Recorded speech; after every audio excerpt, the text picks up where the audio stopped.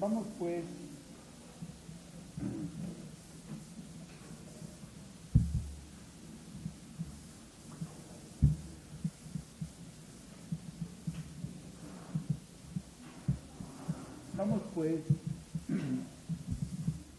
esta vez he tenido pues el gusto de invitar la compañía muy querida para nosotros del hermano doctor Javier Mantilla, quien se encuentra ya morando con nosotros en la casa sede, médico.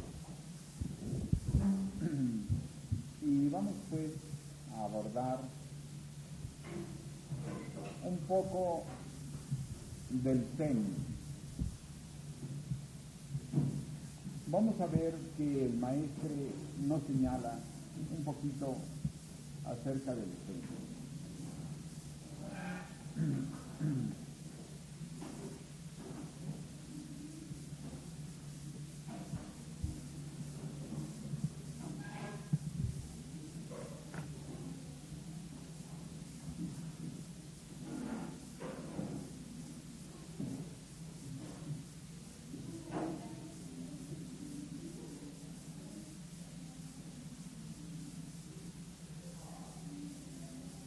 Mira, dígale a los hermanos allá que en lugar de estar hablando tan fuerte, que se vengan acá a escuchar.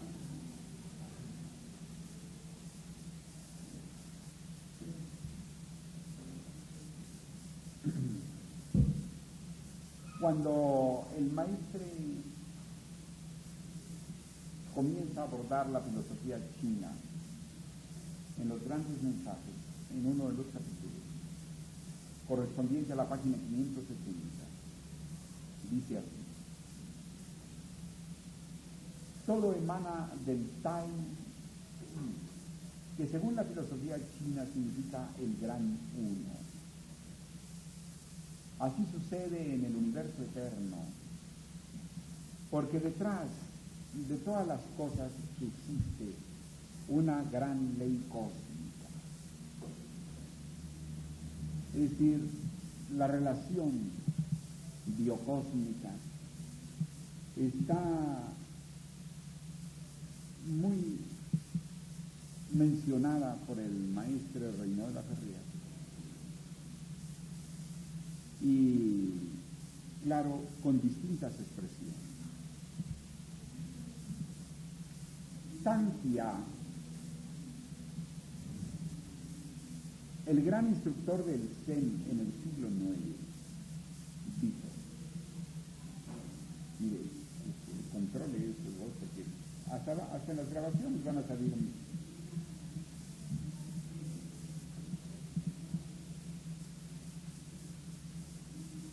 El retrato no tiene importancia porque es tan solo una imagen de la realidad, la cual no necesita reproducción. Esta frase se puede explicar con relación al arte subjetivo, y para nuestro ejemplo podemos comparar una pintura impresionista con un retrato surrealista. Las estatuas no tenían para este filósofo ningún valor, las usaba para encender el fuego delante del templo o para calentarse en el invierno. Zen es un término únicamente comprendido por aquel que posee toda la sabiduría. Su naturaleza es tan oculta que solamente puede revelarse a quien ha penetrado los misterios. En su significado exotérico puede considerarse como un estado desde donde uno, que se ha descubierto a sí mismo, puede contemplar la realidad por encima de todas las ilusiones de la naturaleza. Vamos a repetir esta expresión. Un estado desde donde uno, que se ha descubierto a sí mismo, puede contemplar la realidad por encima de todas las ilusiones de la naturaleza. El Zen no se estudia, se sigue un proceso preparatorio para la revelación. no es cuestión de comprensión, sino una comunicación, recibida por aquellos que son capaces de establecer el contacto mediante la meditación, pudiendo percibir al yo verdadero, el ser real. Hablando en términos generales, los hombres atribuyen esta denominación al pensamiento introducido por el monje budista Bodhidharma en el siglo VII. Comúnmente se traduce como sendero zen budista, porque la palabra zen tiene en este caso una relación con el significado del Tao, que quiere decir sendero. Tao es el principio supremo, que considerado desde el punto de vista metafísico, se refiere al principio y al fin de todas las cosas, el Aleph y el Tao de Cristo. Claro que ya después se habló del Aleph y el Omega en griego, pero en un principio se entiende que diciéndolo en hebreo es el Aleph y el Tao, o sea, la primera y la última letra del alfabeto hebraico. En el Tao Te Ching, libro del sendero de la línea recta, el filósofo Lao Tse enseña el sendero conforme el principio superior. Lao Tse se coloca a sí mismo en lo universal y de ahí viene la aplicación. Al hablar del ser humano lo hace siempre en asociación con el principio superior y nunca como en el confucianismo, en el orden social o dominio práctico. La mejor obra para el estudio del taoísmo es el Chung Hu Tse Te Cheng Yin, libro de Liet Sui. Liet Sui, por lo tanto, es el autor. El taoísmo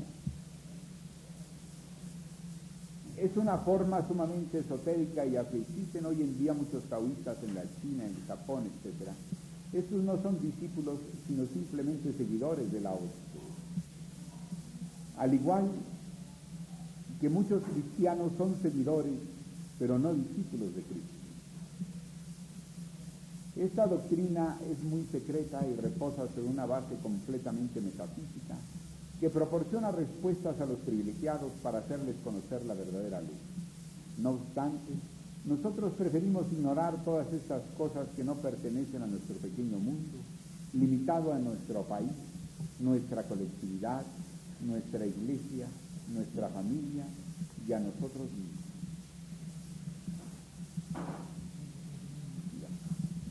Solo un reducido grupo de personas sabe que Zenón el filósofo, griego de la escuela estoica, llegó a ser espiritualista.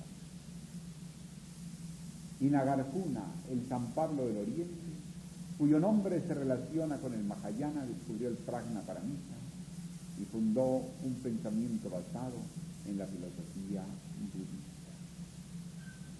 Bien, entonces vemos pues el cuadro con que comienza a relacionar el maestre Reynald Laferrière, el Zen, de tal manera que ya vimos en las ocasiones anteriores que el Zen es considerado como una acción. ¿Quién recuerda la definición etimológica? Una acción de meditación profunda, una acción de concentración profunda, una acción de concentración profunda. ¿Y qué otra? Esa es la etimología. ¿Y cómo también ha sido considerado? ¿Quién recuerda la otra definición básica? A ver, Alexander Filipovich.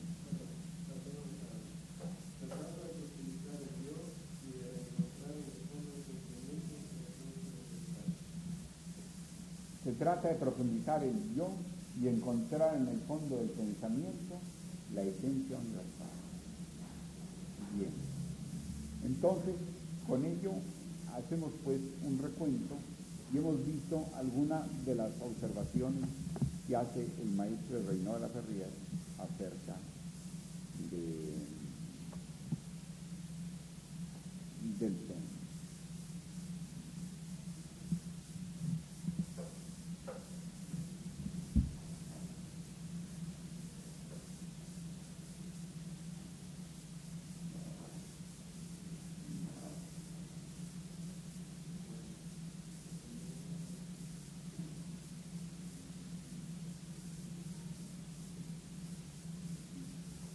Sigue diciendo el maestro, la enseñanza del Zen se extiende a muchas actividades, ya que si él está considerado generalmente como una doctrina de iluminismo, es que la base misma del Zen es la búsqueda de la verdad, es decir, de una mística o visión directa del absoluto.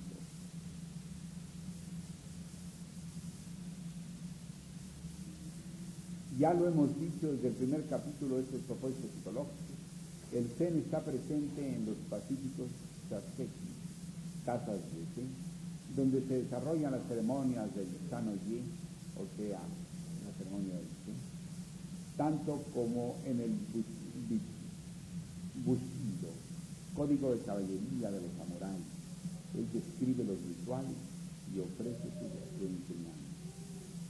El popular judo es el mismo un derivado del Zen, mas hay en Occidente esa enseñanza es mal comprendida y considerada como un medio de libre combate del género Bhagavata. Judo es un término japonés que significa medio apacible, dulce camino, sendero cálido, camino de la suavidad, en el sentido que los ingleses dan a gentle way o gentle path. El jiu-jitsu era ante todo una de las artes marciales, el jiu-jitsu, y ese arte marcial enseñado a los guerreros japoneses y los samuráis era un código de honor, de ética y de caballería. Los samuráis eran al mismo título que nuestros antiguos caballeros armados que recorrían el país luchando por las buenas causas. Ese antiguo código de moralidad ha solo preservado hasta nuestros días en el jiu-jitsu, ya que la enseñanza insistía sobre el hecho que las técnicas a veces peligrosas no deben ser empleadas jamás para un beneficio personal o en la intención de imponer su voluntad a otro.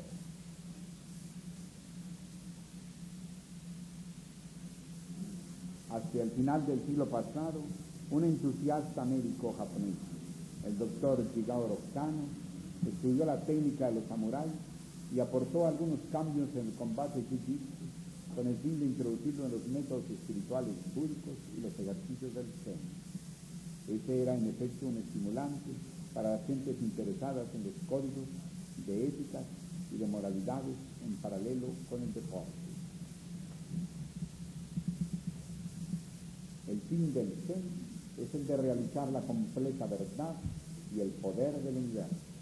Así pues, la idea de llamar judo el camino, el sendero, significa la vía iniciática y hace comprender que parte de los ejercicios corporales y del espíritu, por un correcto comportamiento y la pureza del pensamiento, de palabras y de actos, esa suprema iluminación puede ser eventualmente obtenida. Es pues cierto que esa filosofía tiene mucho más a ofrecer que simplemente los ejercicios físicos que la mayoría de la gente busca. Así es que el judo se reúne al viejo sistema de los yogis y que el Zen está muy cerca del yoga. Se podría aún agregar la doctrina Tao.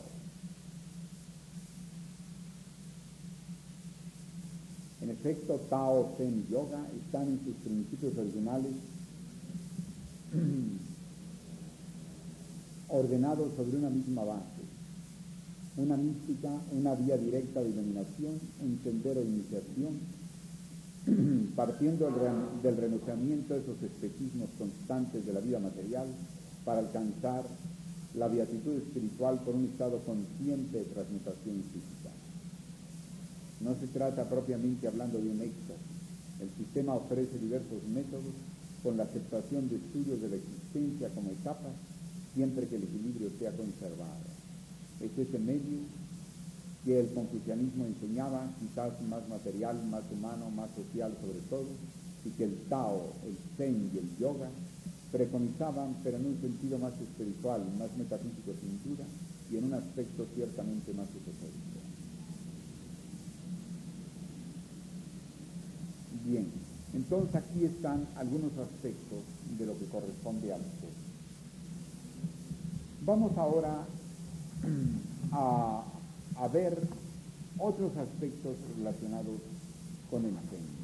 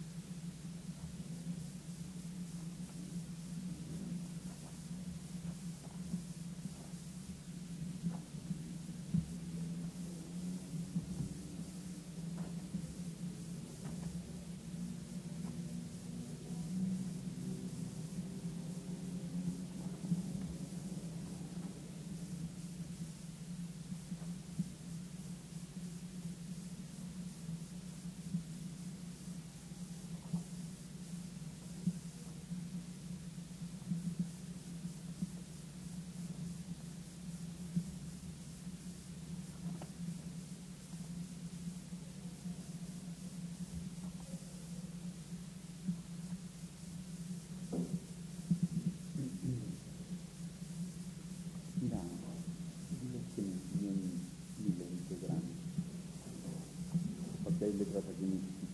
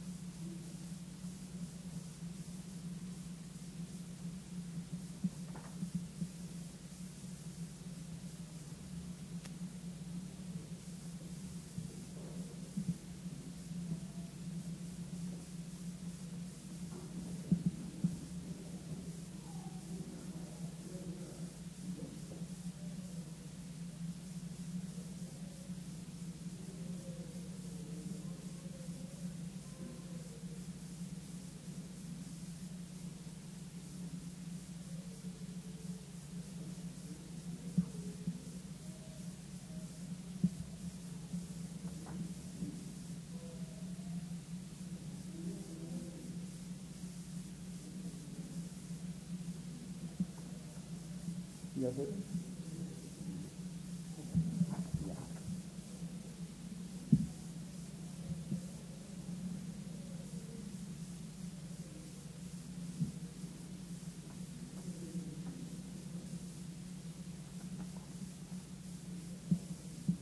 Aquí hay algunas observaciones acerca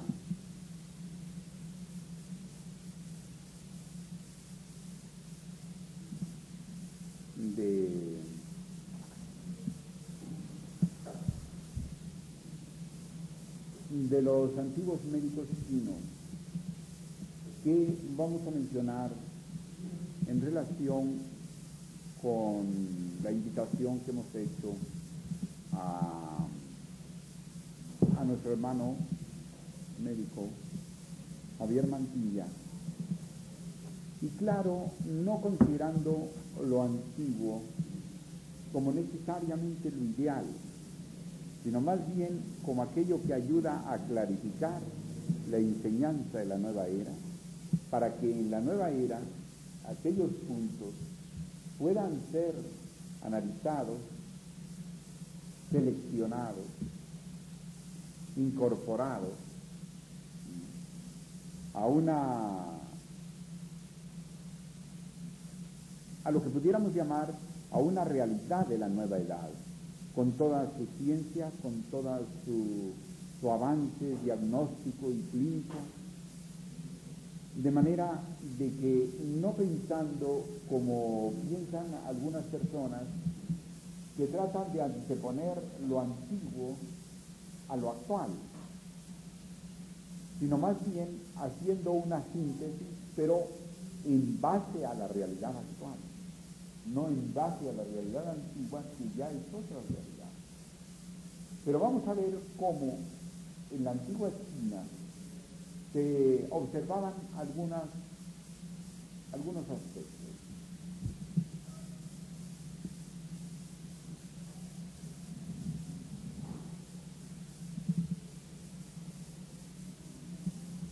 Habla de una medicina suprema,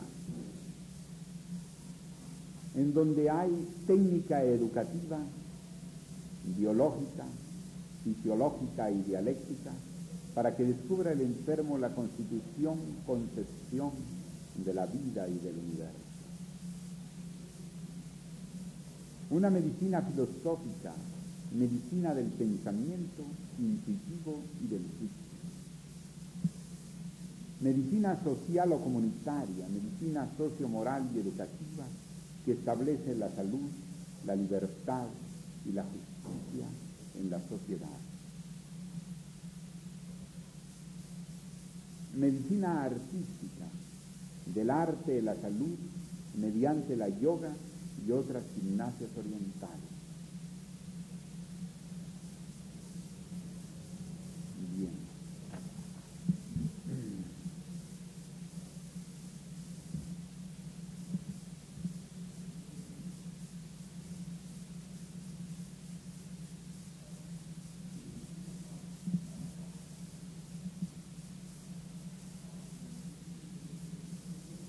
Es preventiva. Por dietética mantiene el equilibrio y armonía en el ser humano. Por paliativos del dolor, solo emplea la acupuntura, los masajes y las moxas. La acupuntura, como ustedes saben, fue el alivio mediante estímulos de agujas de oro y de plata en ciertos señalamientos nerviosos, en ciertos puntos de los que se llaman meridianos, que afectan un organismo, unas partes del organismo, y recorren el cuerpo, como seguramente todos ustedes tienen aquí. De tal manera que ellos basaban su criterio completamente en las moxas que representan esas puntas de oro y plata, masajes y acupuntura. Hay una cierta similitud interesante en algunas formas de curación de las culturas antiguas precolombinas.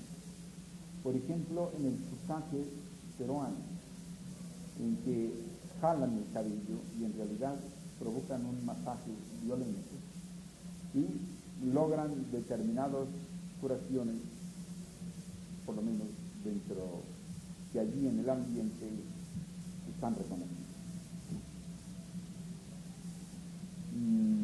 También, evidentemente ahora, en forma moderna, existe la terapia neural, por ejemplo, a base de la investigación de la aplicación procaínica y del impletol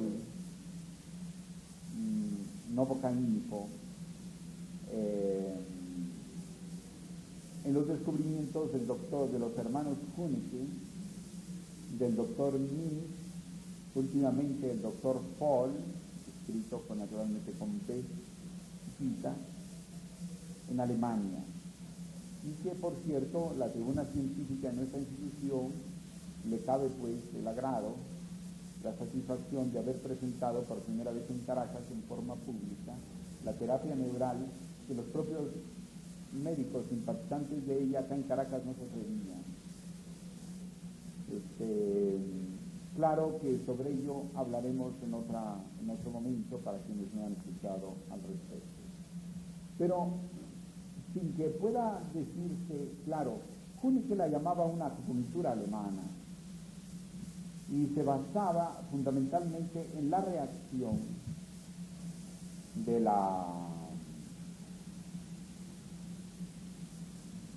célula, es decir, la repolarización de una célula despolarizada por el fenómeno de impermeabilidad o permeabilidad de la membrana de la célula a la energía néurica, a la bioenergía. La célula, como todos ustedes saben seguramente, puesto que eso se estudia desde la secundaria, tiene fundamentalmente el núcleo, el protoplasma y la membrana. Entre el núcleo y el protoplasma, entre el núcleo y la membrana, donde está el protoplasma se ha confirmado que es un verdadero acumulador de energía. Entonces, entre el estatismo y el dinamismo de esa energía en relación con su polarización radica todo el sistema de la terapia neural, todo el sistema de la acupuntura y todo el sistema de la hipnosis. También lo que podríamos llamar el Kyatsu. El Kyatsu, que son masajes en los puntos dolorosos, algo así como lo que se llama vulgarmente en lenguaje familiar el punto neural. Y cuya repolarización de la célula por masaje ofrece un campo que en la física actualmente es de interés para nosotros. A nosotros nos interesó la terapia neural y la divulgamos en Indeciencias. En ocasión, aunque en una conferencia que dimos en una ciudad colombiana que se llama Jota, un médico bastante receptivo a lo que nosotros decíamos, se emocionó bastante, nos llevó a su clínica y en forma muy espontánea nos regaló los 3 libros principales de June, que es unos librotes tremendos, la traducción al castellano recién hecha. Yo tuve oportunidad de leerla y claro, con un criterio epistemológico, la epistemología es la teoría de la ciencia. Con un criterio epistemológico me interesó desde el punto de vista bioquímico y biofísico. Es decir, como dice Huneke, lograr el alivio del dolor por fenómeno al segundo mediante cargas muy pequeñas, una gotita de infletol a través de una aguja en ciertos puntos del cuerpo humano. Y me llamó la atención para la investigación biofísica. Más tarde indiqué a una doctora, amiga de miembro de la fraternidad, que estaba en Argentina, que viajara al congreso que iba a haber en Colombia. Le llamé por teléfono más de una vez, instándola, hasta que por fin ella se decidió y viajó desde Argentina a Colombia, y entonces regresó al Perú a dar conferencias a los médicos simpatizantes de la institución, como Isaac Recabarren y Víctor González, que ahora ustedes conocen, que han estado trabajando en Maracay, del cual indudablemente yo no quiero hacer ninguna discriminación, simplemente digo el que tiene mayor temperamento de investigación. No hablo de un clínico, aun cuando me parece que también Isaac Recabarren lo he encontrado como más interpenetrado con la investigación en la materia. Considero a Isaac Recabarren el más especializado, sin disminuir el valor de Víctor González. Como quiera que sea, ellos los invité a que vinieran a Venezuela, a que se detuvieran unos días en Maracay y siguieran a Caracas. Pero resulta que al detenerse en Maracay se quedaron en Maracay. Y entonces allá están, y bueno, ellos, y sobre todo Isaac Recabarren, tengo entendido, se proyecta siempre en función de la terapia neural.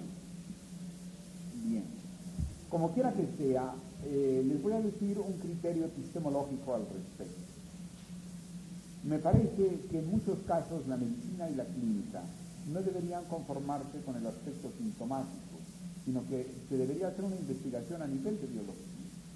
Es decir, en el caso de la terapia neural, yo estoy abogando, y le digo a Eduardo Mindela de Indeciencias, y que él es biólogo, que es indispensable que nosotros propongamos una investigación que ya se ha hecho en Alemania parcialmente, para que en el IDIC, a ver si es posible que se haga la investigación a nivel biofísico, porque la medicina y la clínica se interesan a nivel bioquímico sobre todo, en el aspecto de la repolarización de la célula, pero nuestro interés fundamentalmente es verlo también en células vegetales, en células animales,